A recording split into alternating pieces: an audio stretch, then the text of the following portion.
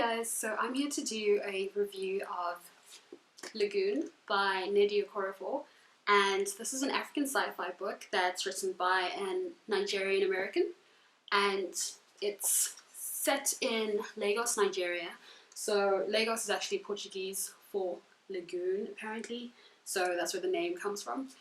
And this book was written as a response to District 9, which is an alien movie. It's an African alien movie, and this portrayed Nigerians in a very horrendous way. They were, I think, violent, cannibalistic gangsters, and this was absolutely, it was horrible. And so Nnedi Okorafor was really outraged by this and decided to write her own alien story that shows Nigerians in a different light and focuses more on different kinds of Nigerians. And so that's what she did with the story.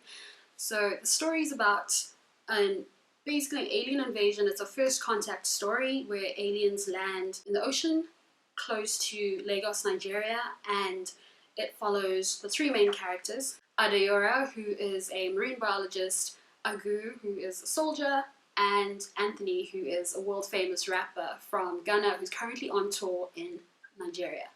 And so these three are walking along the beach when the alien ambassador comes out and basically tells him that, take me to your leader and we can discuss what it is that the aliens want from Lagos, Nigeria. And it follows the city's reaction to these aliens when they find out that they are aliens, and all these crazy things start happening, and there are a lot of fantastical elements in there. There's some magic, there's a lot of African gods and African mysticism that's included in the story as well. So it is very rich in African culture, which is really great. So, and not just Nigerian culture as well. It mentions a lot of people from other parts of Africa. It mentions, some South African activists, some great politicians, some musicians.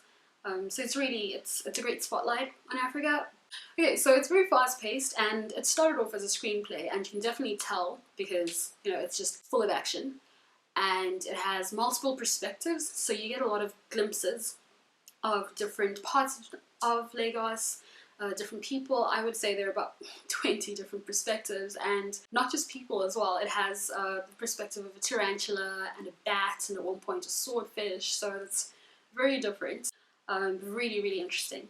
So what I liked about this was its creativity. It was very creative. It was very different from anything I've ever read.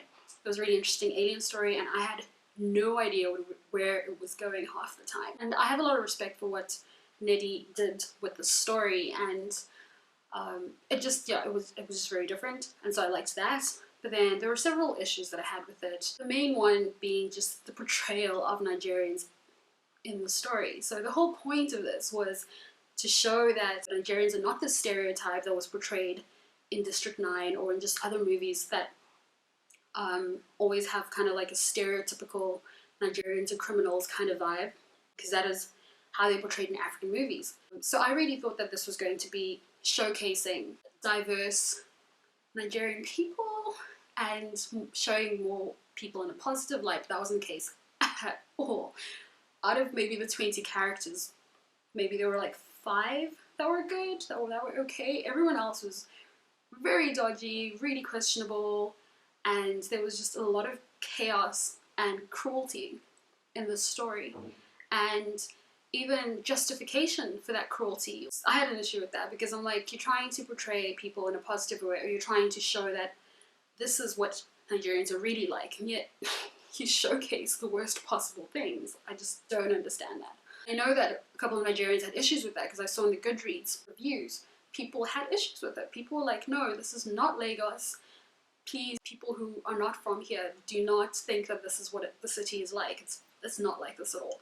So that was kind of a weird aspect. And the other thing was also, I just felt like there were too many characters. I'm not a big fan of multiple perspectives. Maybe if it's like 1 or 2 people, but when it's like 20, then it starts to get a little iffy. And then another aspect was there was a really random love story that was inserted in there. It felt very forced, and it was completely unnecessary, and it added nothing to the story. It was so random. So that also just tarnished the book a little bit for me. But overall, the experience was enjoyable. I loved reading it. I actually listened to the audiobook, and the narrators were fantastic. They really did justice to all those different characters, the voices. It was phenomenal. So I would recommend listening to the audiobook. Some good points, high points. It wasn't fantastic. I wouldn't say it's her best work, and I've heard that she has fantastic books out there.